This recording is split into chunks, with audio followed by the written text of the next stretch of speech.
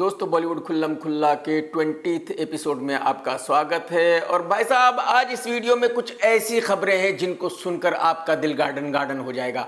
इस वीडियो में 25 खबरें हैं क्योंकि आज की तारीख में बॉलीवुड में हंगामा हुआ पड़ा है। रोजाना इतनी खबरें आ रही हैं कि गिन चुनकर बड़े बड़े स्टार्स की खबरों को भी अगर बताया जाए तो वो भी 25 बनती हैं। लेकिन भाई साहब, वीडियो बनाने में मजा इसलिए नहीं आ रहा है क्योंकि आप चैनल सब्सक्राइब नहीं कर रहे हो। यार अगर नहीं किया है तो कर लो, और घंटी नहीं दबाई तो जरूर दबा दो। आज की सबसे पहली खबर है निर्माता प्रेरणा अरोरा जी के बारे में। 2019 में निर्माता प्रेरणा अरोरा और वाशु भगनानी जी के बीच में कुछ झगड़ा हो गया था और कोर्ट केस हो गया था। उसी केस के सिलसिले में प्रेरणा जी के फादर को 50 लाख रुपए डिपॉजिट करना पड़ा था कोर्ट में। और ये मैं आपको कितनी बार बता चुका हूं कि बॉलीवुड में ना ही कोई परमानेंट दोस्त है और ना ही कोई परमानेंट दुश्मन है। तो 2023 में प्रेरणा जी और वाशु जी ने बैठकर इस झगड़े को खत्म कर लिया था, यानी कि out of the court settlement कर लिया था। और इसी वजह से अब बॉम्बे हाई कोर्ट ने ऑर्डर किया है कि जो 50 लाख रुपए डिपॉजिट किए थे प्रेरणा जी के फादर ने, वो उनको वापस दिए जाएं। यानी कि ये कह सकते हैं कि प्रेरणा जी और वाशु जी का ये झगड़ा हमेशा के लिए खत्म हो गया है। वाशु जी भी अपनी फिल्में बनाने में बिजी है और प्रेरणा भी अपनी फिल्म बनाने में बिजी है। दोस्तों, आज की थर्ड खबर नहीं है बल्कि मुझे एक गलती सुधारनी है। पिछले वीडियो में जब मैं रामायण फिल्म के बारे में बात कर रहा था, रामायण फिल्म की स्टोरी बता रहा था, तो उस वक्त शायद मैंने राम जी को राम कह दिया था और सीता जी को सीता कह दिया था। यह मैंने जानबूझकर बिल्कुल नहीं किया था। आप लोग जानते ही हैं कि मैं कभी भी धर्म की बात नहीं करता। आपने मुझे करते हुए कभी नहीं देखा होगा, कभी नहीं सुना होगा कि मैं किसी मुस्लिम धर्म गुरु की वाहवाही कर रहा हूं। पहली बात तो यह कि अगर मैंने राम जी को सिर्फ राम बोला है और सीता जी को सिर्फ सीता बोला है तो यह मेरी गलती है और इसके लिए मैं आप सभी लोगों से माफी मांगना चाहता हूं जो हर्ट हुए हैं। लेकिन यह गलती 2-3 वजहों से हुई है। पहली वजह तो यह कि मैं नास्तिक हूं, मैं किसी भी धर्म को फॉलो नहीं करता, तो मेरे दिमाग में यह बात आती ही नहीं है कि किसको जी कहना है, किसको जी नहीं कहना है। दूसरी बात यह कि रामायण में राम जी का रोल रणबीर कपूर कर रहा है, वही रणबीर कपूर जो डेली बीफ खाता है, मटन खाता है, चिकन खाता है, शराब पीता है और ये वो खुद ही कह चुका है कि वो ड्रग्स भी लेता था। अगर लेता था तो अभी भी लेता होगा। तो अगर एक ऐसा आदमी राम जी का रोल कर रहा है तो जाहिर सी बात है, ये सोचकर मेरे मन में ये बात आती ही नहीं है कि मुझे रेस्पेक्ट देना चाहिए। एक्चुअली जो भगवान राम जी के मानने वाले हैं उनको इस बात पर ऑब्जेक्शन होना चाहिए। उन्होंने फिल्म मेकर से कहना चाहिए कि उनको ऐसा ब्लंडर नहीं करना चाहिए, लेकिन कोई कुछ नहीं कह रहा है, सब चुप है। तो जब मैं रणबीर कपूर को राम जी के रोल में देखता हूं तो मुझे आप बताइए कि मेरे अंदर से कैसे वो भावना आएगी। खैर, ये धर्म का मामला है, मैं ज्यादा कुछ कहना नहीं चाहूंगा, बस सिर्फ इतना ही कहना चाहूंगा कि जो मुझसे गलती हुई थी उसके लिए मैं माफी चाहूंगा। दोस्तों, आज की फोर्थ खबर बॉलीवुड से नहीं है बल्कि राजनीति से है। आप सभी को पता है कि इंडिया में इस वक्त इलेक्शन चल रहे हैं, तो रोजाना जबरदस्त खबरें आ रही है और कन्हैया कुमार बहुत फेमस है। उसकी वजह यह है कि वो इलेक्शन लड़ रहे हैं मनोज तिवारी के खिलाफ। मनोज तिवारी जो भोजपुरी के सुपरस्टार थे कभी, तो कुल मिलाकर ये न्यूज एंटरटेनमेंट की न्यूज बन जाती है। तो कन्हैया कुमार के पास एक बंदा आया जिसका नाम है दक्ष और उसने कन्हैया कुमार को चांटा जड़ दिया। दक्ष ने कहा कि कन्हैया कुमार ने कभी नारे लगाए थे कि हिंदुस्तान तेरे टुकड़े होंगे, यही वजह है कि वो उससे नाराज है, यही वजह है कि उसने कन्हैया कुमार को थप्पड़ मारा। हालांकि ये बिल्कुल सही नहीं है, ये टोटली गलत है। एक्चुअली ये जो दक्ष है इसको गुंडागर्दी करने का शौक है, इसको फेमस होने का शौक है। ये दुनिया को दिखाना चाहता है, बताना चाहता है कि कितना पावरफुल है और इसके पास कितनी बंदूकें हैं। जब देखो ये बंदूक के साथ कोई ना कोई फोटो पोस्ट करता ही रहता है या कोई ना कोई वीडियो पोस्ट करता ही रहता है और इसके फोटोज देखकर पता चलता है कि मनोज तिवारी को भी अच्छी तरह जानता है। तो शायद मनोज तिवारी ने भी इससे कहा होगा कि भाई कन्हैया कुमार को जरा सबक सिखा दे, और इसको भी पब्लिसिटी चाहिए थी, तो इसने कन्हैया कुमार के शो में जाकर उसको थप्पड़ मार दिया। अगर आपको याद हो तो ऐसा ही कभी अरविंद केजरीवाल के साथ हुआ था, लेकिन जब अरविंद केजरीवाल को थप्पड़ मारा था तो किसी ने भी उस लड़के को कुछ नहीं कहा था। लेकिन यहां ऐसा नहीं हुआ क्योंकि सब बिहारी थे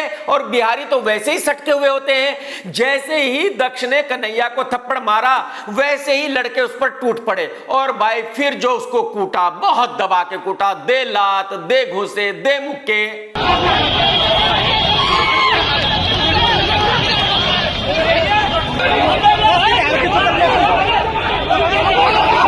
मतलब कन्हैया के लौंडों ने उसको ऐसा सबक सिखा दिया कि जिंदगी में दोबारा कभी किसी को थप्पड़ मारने की सोचेगा भी नहीं। लेकिन इस घटना से एक क्लियर हो जाता है कि मनोज तिवारी बहुत ही डरा हुआ है। मनोज तिवारी को ऐसा लग रहा है कि इस बार वो हार जाएगा और यही वजह है कि फ्रस्ट्रेशन में कुछ भी उल्टे सुल्टे काम कर रहा है। दोस्तों, आज की फिफ्थ खबर है परिणीति चोपड़ा के हस्बैंड राघव चड्ढा के बारे में। जब से लंदन गया था तब से मीडिया पूछ रहा था कि भाई राघव चड्ढा वापसी कब आएगा, लेकिन राघव चड्ढा ड्रामा कर रहा था कि मेरी तो आंख की सर्जरी हुई है, ये हुआ है, वो हुआ है, मैं तो बीमार हूं, इसलिए मैं हिंदुस्तान अभी नहीं आ सकता। अरविंद केजरीवाल जी को जमानत मिल गई और आज राघव चड्ढा भी वापसी आ गया है और आते ही सीधा पहले अरविंद केजरीवाल के घर पर गया है। लेकिन प्रॉब्लम यह है कि अरविंद केजरीवाल को 2 जून को फिर से जेल जाना पड़ेगा। तो अब देखने वाली बात यह होगी कि राघव चड्ढा उनके जेल जाने के बाद इंडिया में ही रहता है या जैसे ही अरविंद केजरीवाल जेल जाएगा वैसे ही राघव चड्ढा फिर से भाग जाएगा। दोस्तों, आज की 6th खबर भी राजनीति से है, बॉलीवुड से नहीं है, लेकिन बहुत बढ़िया खबर है। इससे आप अंदाजा लगा सकते हैं कि आपके साथ हिंदुस्तान में क्या हो सकता है। एक्चुअली एक महकमा है DRDO जो हेलीकॉप्टर्स वगैरह बनाता है। तो DRDO ने एक मॉडल हेलीकॉप्टर बनाया था और उसको लखनऊ में रखा गया था दुनिया को दिखाने के लिए कि देखो हम ऐसे हेलीकॉप्टर बनाने में कामयाब हो गए हैं। यह हेलीकॉप्टर पिछले 3-4 साल से वहां था, लेकिन फिर अचानक पता चला कि वो हेलीकॉप्टर वहां है ही नहीं। और कमाल यह है कि किसी को यह भी नहीं पता कि उसकी चोरी कब हुई है और ना यह पता कि वो हेलीकॉप्टर कहां चला गया है, किसने चुरा लिया है। यानी कि वो हेलीकॉप्टर वहां से गायब हो गया है और किसी को कुछ नहीं पता कि वो कहां गया है। अब जरा मुझे आप ये बताइए कि जब सरकार का हेलीकॉप्टर चोरी हो गया है और पुलिस को उसके बारे में पता ही नहीं है, किसी को भी नहीं पता कि किसने चुराया है, वो कहां गया है और कब चोरी हुआ है ये भी नहीं पता, तो अब आप अंदाजा लगा सकते हो कि अगर आपकी भैंस चोरी हो जाए, आपकी गाय चोरी हो जाए, तो भाई पुलिस कितनी जल्दी उसको ढूंढ सकती है। कहने का मतलब यह है कि हिंदुस्तान की पुलिस जो है वो अजीबो गरीब है, दुनिया में सबसे विचित्र है। दोस्तों, आज की 7th खबर है बॉलीवुड से। बॉलीवुड में बिहार के 2 एक्टर हैं, एक है पंकज झा और एक है पंकज त्रिपाठी। इन दोनों में बहुत भारी कंपटीशन है।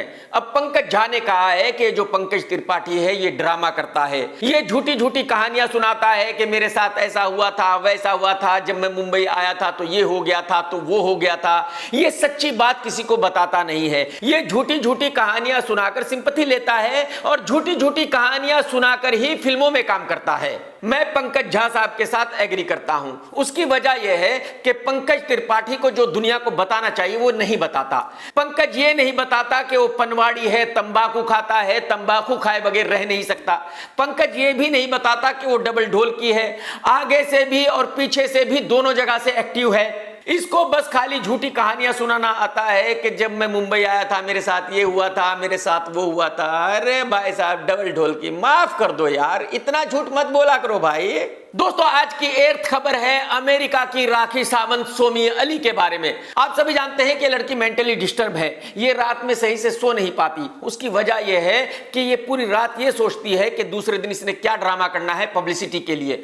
इसको पब्लिसिटी चाहिए ही चाहिए, किसी भी हाल में चाहिए। ये तो आप सभी जानते हैं कि सल्लू पर इल्जाम है राजस्थान में हिरन मारने का। ये भी आप सभी जानते हैं कि बिश्नोई समाज ने सल्लू से कहा है कि वो राजस्थान आए, उनके मंदिर में पूजा करे, उनसे माफी मांगे और वो उसको माफ कर देंगे। लेकिन सल्लू ने यह कभी नहीं कहा कि उसने वाकई हिरन मारा है। अब ये अमेरिका की राखी सावंत जो पिछले 2-3 साल से सल्लू को गालियां दे रही है पब्लिसिटी के लिए, इसने एक वीडियो रिलीज किया है और उस वीडियो में बिश्नोई समाज के 2 लोगों का नाम लिया है, रामपाल और देवेंद्र। सोमी ने कहा है कि मैं आप दोनों से हाथ जोड़कर रिक्वेस्ट करती हूं कि आप सलमान को माफ कर दें। सलमान ने 1999 में हिरन मारा था, उस वक्त उसकी बहुत एज कम थी, उसको नहीं पता था कि क्या गलत है क्या सही है। हालांकि सलमान ने यह कभी नहीं कहा कि उसने हिरन मारा है, लेकिन यह मैडम कह रही है कि नहीं, सलमान से गलती हो गई थी, उसने गलती से हिरन मार दिया था, तो आप लोग उसको माफ कर दो। उनसे जो भी हुआ वो गलती से हुआ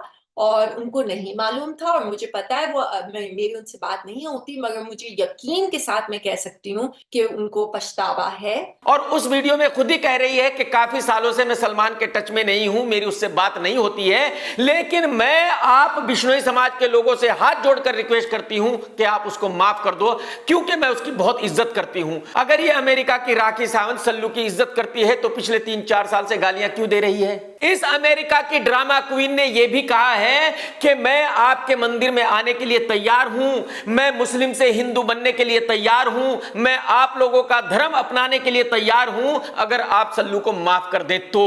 और यहाँ तक आपके जो रिलीजन है आपका, वो भी अपनाने को मैं तैयार हूँ, मगर अब ये केस 1998 से अब हम 2024 में अब हम आ गए हैं, तो इसको अब मेरी गुजारिश है और विनती है कि इसको अब खत्म कर देना चाहिए। इसने वीडियो में जोर देकर कहा है कि मैं गारंटी के साथ कह सकती हूं कि सलमान ने हिरन गलती से मारा था, जानबूझकर नहीं मारा था, उसको उस वक्त इतनी अकल नहीं थी। यानी कि एक तरह से देखा जाए तो ये औरत कंफर्म कर रही है कि सलमान ने वाकई हिरन मारा था। मुझे ऐसा लगता है कि ये डबल गेम खेल रही है, ये एक्चुअली सल्लू को फंसाना चाहती है। यही वजह है कि ये जानबूझकर वीडियो में कह रही है कि नहीं, सल्लू ने हिरन मारा है। लेकिन मेरी समझ में ये बात नहीं आ रही है कि जो हिंदुस्तान के मीडिया के लोग हैं वो इतने डेस्परेट क्यों हैं, वो ऐसी छिछोरी औरत का इंटरव्यू क्यों लेते हैं, वो ऐसी ड्रामा क्वीन का वीडियो क्यों दिखाते हैं, वो ऐसी अमेरिका की राखी सावंत की न्यूज क्यों देते हैं। मैं फिर से आप सभी मीडिया वालों से रिक्वेस्ट करता हूं कि इस औरत को इग्नोर कीजिए। दोस्तों, आज की 9th खबर है करण जौहर और SRK के बारे में। अब फिर से किसी ने इन दोनों को गे बताया है। किसी ने कहा है कि ये दुनिया भर के उन देशों में जाते हैं जहां गे एनकाउंटर लीगल है। साउथ की एक आरजे है सुचित्रा, जिसने कुछ दिनों पहले कहा था कि धनुष गे है। अब उसने कहा है कि मेरा हस्बैंड भी गे है, करण जौहर और SRK भी गे है, और मेरा हस्बैंड भी इन दोनों के साथ बहुत सारे देशों में जाता है जहां गे एनकाउंटर लीगल है और ये वहां जाकर मजे करते हैं। सुचित्रा का कहने का मतलब यह है कि ये सिर्फ रूमर नहीं है कि SRK और करण जौहर गे हैं, बल्कि ये रियलिटी है। मैं आपको ये बता दूं कि इससे पहले भी काफी मीडिया वालों ने SRK से ये सवाल पूछा है और उन्होंने हंसकर हमेशा इसका जवाब दिया है, कभी सीरियसली इसका जवाब दिया नहीं है। मैं तो ये कंफर्म नहीं कर सकता कि भाई SRK गे है या नहीं है, लेकिन हाँ, ये मैं 100% कंफर्म कर सकता हूं कि करण जौहर गे है। और इसमें कंफर्म करना क्या है, करण जौहर तो खुद ही कितनी बार बोल चुका है कि वो गे है, उसके एंटीना में नेटवर्क नहीं है, उस बेचारे का पड़ा पड़ा सोता है, इसीलिए उसको लड़कियों में कोई इंटरेस्ट नहीं है। और मुझे ऐसा लगता है कि ये सुचित्रा जो भी कह रही है वो सिर्फ पब्लिसिटी के लिए कह रही है। ये आप डिसाइड करो कि वो सही कह रही है या गलत कह रही है। दोस्तों, आज की 10th खबर है अरबाज खान और उनकी पत्नी सूरा खान के बारे में। ये बात मैं अपने वीडियो में कई बार कह चुका हूं कि जितने भी फोटोग्राफर्स हैं वो बहुत ही बदतमीज है, बहुत ही घटिया हैं। वो लड़कियों को पीछे से शूट करते हैं, लड़कियों से कहते हैं कि पीछे घूम जाइए, जरा आपके हिप्स को शूट करना है। अच्छा, सारी गलती इन फोटोग्राफर्स की भी नहीं है। कमाल यह है कि कुछ हीरोइनें खुद कहती है कि मैं पीछे से घूमती हूं, मेरे पीछे से हिप्स शूट करो। मतलब इन हीरोइनों को पब्लिक को अपना पिछवाड़ा दिखाना है, अपना पिछवाड़ा दिखाकर पैसे कमाने हैं। और अगर कोई लड़की पब्लिक में अपना पिछवाड़ा दिखाकर पैसे कमाती है तो इससे घटिया हरकत और कोई हो नहीं सकती। तो अरबाज खान अपनी पत्नी के साथ कहीं मुंबई में थे, वहां उनको कुछ फोटोग्राफर्स ने देख लिया और फोटोग्राफर्स ने शूट करना शुरू किया। और यह देखकर अरबाज भड़क गया और उनको डांटते हुए कहा कि पीछे से कुछ भी शूट मत करना। और मेरे ख्याल में अरबाज भाई ने बिल्कुल सही किया है। किसी को भी फोटोग्राफर्स को अपने आप को पीछे से शूट नहीं करने देना चाहिए। जब आप रियल में कहीं हैं, फोटोग्राफर्स के सामने हैं, तो आप रियल हैं। हां, आप फिल्म में पिछवाड़ा दिखा रहे हो वो अलग बात है, क्योंकि फिल्म में आप एक किरदार प्ले कर रहे हो, लेकिन जो आप रियल लाइफ में कर रहे हो वो रियल लाइफ में मत कीजिए। ऐसी बेशर्मी मत कीजिए प्लीज। दोस्तों, आज की 11th खबर है टाइगर श्रॉफ के बारे में। मैं पिछले 1 साल से वार्न करता आ रहा हूं इस लड़के को कि तेरा करियर बहुत ही नाजुक जगह पर पहुंच चुका है, तेरा करियर कभी भी खत्म हो सकता है। अभी भी वक्त है कि जो तेरे चारों तरफ लोग हैं उनकी सुनना बंद कर दे, कुछ अच्छी फिल्में साइन कर ले, नहीं तो एक वक्त ऐसा आएगा कि तेरे पास कोई फिल्म नहीं होगी। और आज वो वक्त आ चुका है। आज टाइगर श्रॉफ के पास कोई फिल्म नहीं है। मैं एक बार फिर से याद दिलाना चाहता हूं कि यही बात मैंने अर्जुन कपूर के घर पर बैठकर अर्जुन कपूर को कही थी कि जो फिल्में तू कर रहा है वो सारी फिल्में गलत है, तेरा करियर खत्म हो जाएगा इन फिल्मों के बाद। अर्जुन कपूर ने मेरी बात नहीं मानी थी और वही हुआ जो मैंने कहा था। टाइगर श्रॉफ की पिछली 3 फिल्में हीरोपंथी 2, गणपत और बड़े मियां छोटे मियां फ्लॉप हो चुकी है और इन 3 फिल्मों के फ्लॉप होते ही टाइगर की अगली 3 फिल्में बंद हो गई हैं। टाइगर श्रॉफ निर्माता वासु भगनानी साहब की एक फिल्म कर रहा था जिसका नाम था हीरो नंबर 1। इसकी तकरीबन 25 दिन की शूटिंग भी हो चुकी है, लेकिन वासु जी ने इस फिल्म को बंद कर दिया है। टाइगर की जियो के साथ एक और फिल्म चालू होने वाली थी रैम्बो, जियो ने भी इस फिल्म को बंद कर दिया है। जियो ने कहा है कि हम टाइगर के ऊपर इतने पैसे खर्च नहीं कर सकते। टाइगर को एक फिल्म के लिए निर्माता आनंद पंडित ने भी साइन किया था। वो भी कोशिश कर रहे थे कि कोई कॉर्पोरेट हाउस उस फिल्म को फाइनेंस करने के लिए आ जाए, लेकिन कोई भी कॉर्पोरेट हाउस उस फिल्म में पैसा लगाने के लिए तैयार नहीं है, इसलिए उस फिल्म को भी बंद कर दिया गया है। कहने का मतलब यह है कि आज टाइगर श्रॉफ के पास कोई भी फिल्म नहीं है, घर बैठा हुआ है। मैं 95% तो श्योर हूं कि टाइगर का कैरियर खत्म हो चुका है, ठीक उसी तरह जैसे कि विद्युत का कैरियर खत्म हो चुका है, लेकिन 5% अभी भी बाकी है।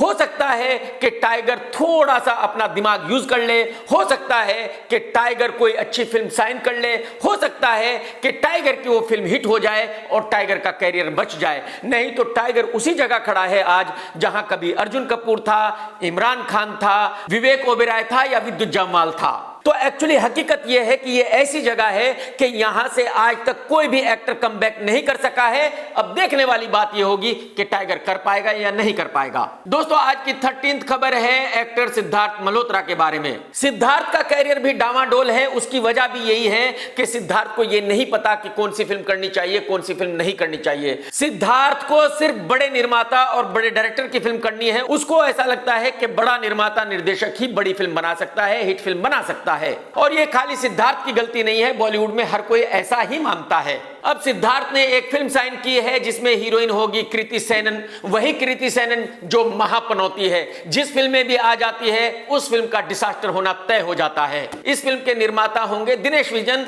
जो बॉलीवुड में एक बड़े प्रोड्यूसर माने जाते हैं। आज की 14th खबर साउथ से है। KGF सीरीज का डायरेक्टर प्रशांत नील अब जूनियर NTR के साथ एक फिल्म बना रहा है जो पैन इंडिया फिल्म होगी। तेलुगु, तमिल, हिंदी सभी भाषाओं में रिलीज होगी। इस फिल्म का नाम होगा ड्रैगन। एक्चुअली ये जो टाइटल है ड्रैगन, ये करण जौहर के पास था और जो जूनियर NTR की फिल्म बन रही थी वो बिना टाइटल के ही बन रही थी। उन्होंने करण जौहर से रिक्वेस्ट की कि ये टाइटल हमें दे दे। करण जौहर ने उनको दे दिया और यही वजह है कि अब इस फिल्म का नाम होगा ड्रैगन। ड्रैगन बढ़िया टाइटल है। आज की 15th खबर है मालेगांव के सुपरस्टार कल्लू भाई और कैटरीना कैफ के हस्बैंड विक्की कौशल के बारे में। कल्लू भाई 36 ईयर्स के हो गए हैं और कैटरीना ने उनको उनके बर्थडे पर विश किया है। बहुत ही अच्छी उनकी फोटो पोस्ट की है और बहुत ही अच्छी बातें लिखी हैं। एक बार ये भी लिख देती तो बहुत अच्छा होता कि कल्लू भाई आपको बर्थडे मुबारक हो, आप मुझे पाकर कितने ज्यादा खुश हो, आप अपने आप को दुनिया के सबसे लकी इंसान समझते हो। दोस्तों, आज की 16th खबर है निर्माता साजिद नडियाडवाला की फिल्म हाउसफुल 5 के बारे में। ये तो आप सभी जानते हैं कि इसमें अक्षय कुमार है, अभिषेक बच्चन है, रितेश देशमुख है और अब अर्जुन रामपाल भी आ गया है। मेरी समझ में नहीं आ रहा है कि अर्जुन रामपाल को क्यों लिया गया है। अर्जुन रामपाल बहुत बड़ा पनौती है भाई साहब। जिस फिल्म में ये आ जाता है वो फिल्म बॉक्स ऑफिस पर पानी नहीं मांगती भाई साहब। अब मेरी समझ में नहीं आ रहा है कि साजिद भाई की ऐसी क्या मजबूरी है कि उनको अर्जुन रामपाल को इस फिल्म में लेना पड़ रहा है। अरे भाई साहब, साजिद भाई कुछ तो खौफ खाइए, कुछ तो खौफ खाइए, कुछ तो अपनी फिल्म के बारे में सोचिए। दोस्तों, आज की 17th खबर है SLB की वेब सीरीज हीरा मंडी के बारे में। ये तो आप सभी जानते हैं कि इस हीरा मंडी को लेकर बहुत सारी कंट्रोवर्सीज है। एक तो इसका बजट बहुत भारी भरकम है, एक ये बहुत बड़ी फ्लॉप हो गई है, लेकिन बहुत बड़ी हिट बताया जा रहा है इसको। इस वेब सीरीज में जो SLB की नीस है शर्मीन सहगल, उसकी बहुत ही भारी बेइज्जती की जा रही है। सब उसको क्रिटिसाइज कर रहे हैं और इसी वेब सीरीज में ऋचा चड्ढा भी है।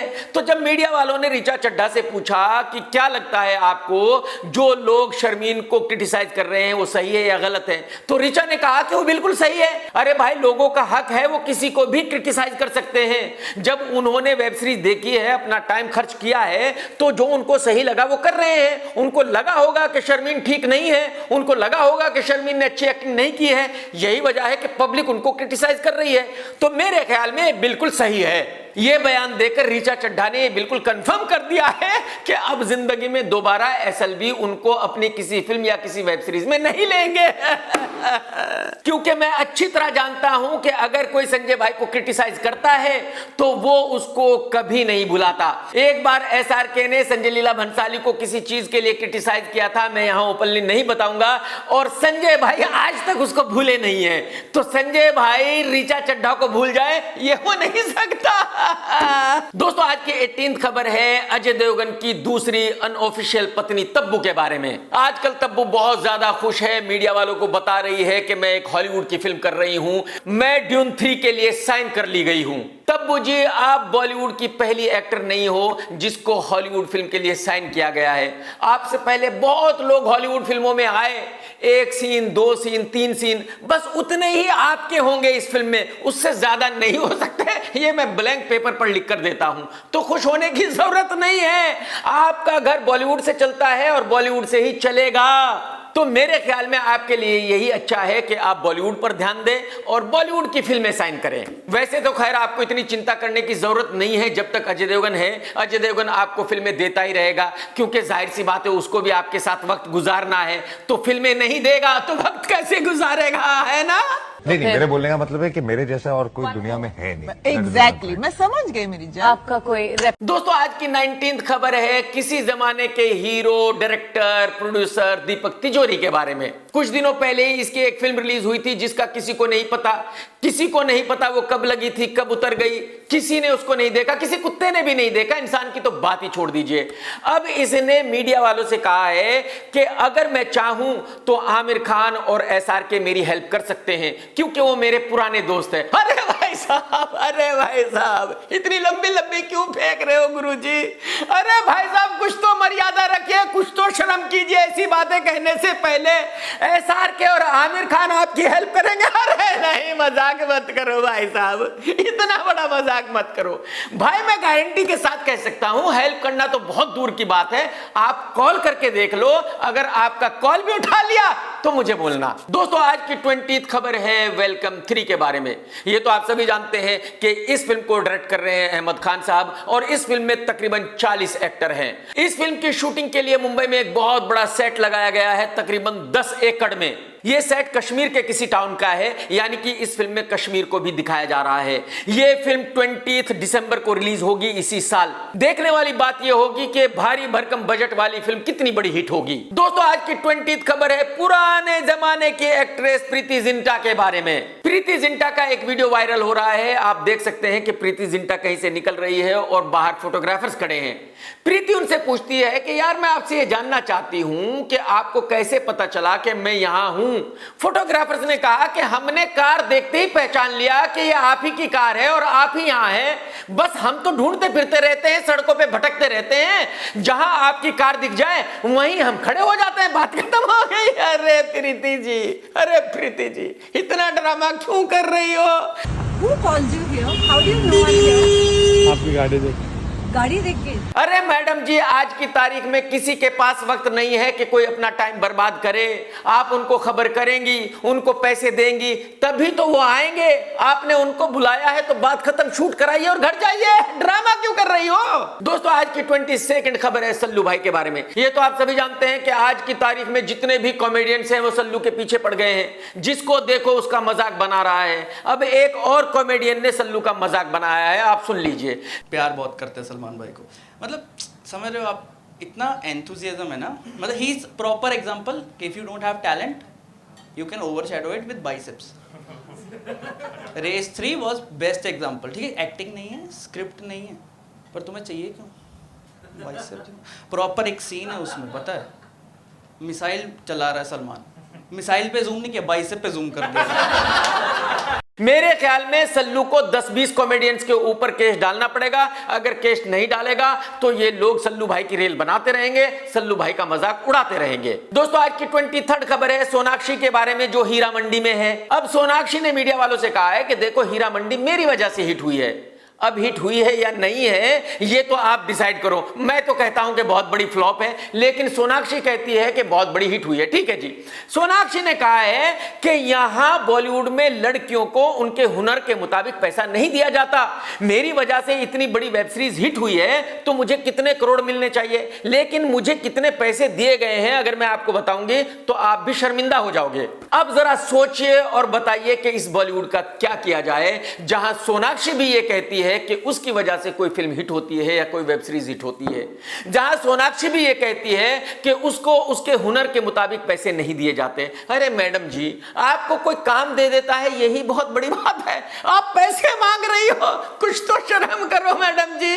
दोस्तों, आज की 24th खबर है दो बहुत ही फेमस सिंगर्स के बारे में। ये दोनों भाई हैं शादाब आफरीदी और अल्तमस आफरीदी। ये दोनों भाई 25 मई को एक शो करने जा रहे हैं और ये शो होगा कोका कोला अरीना में 25 मई को। मेरे ख्याल में सभी दुबई के लोगों को वहां जाना चाहिए, इनको सुनना चाहिए। ये दोनों भाई बहुत ही कमाल का गाते हैं। मेरी तरफ से शादाब और अल्तमस को ऑल द बेस्ट। दोस्तों, अगर आपने ये वीडियो देखा है तो लाइक करना बिल्कुल मत भूलना और भाई साहब कमेंट्स करके जरूर बताना कि आज का वीडियो आपको कैसा लगा, और चैनल सब्सक्राइब भी कर लो यार, कर लो मेरे भाई। टेक केयर दोस्तों, tata bye bye, love you, जय हिंद, सत्यमेव जयते।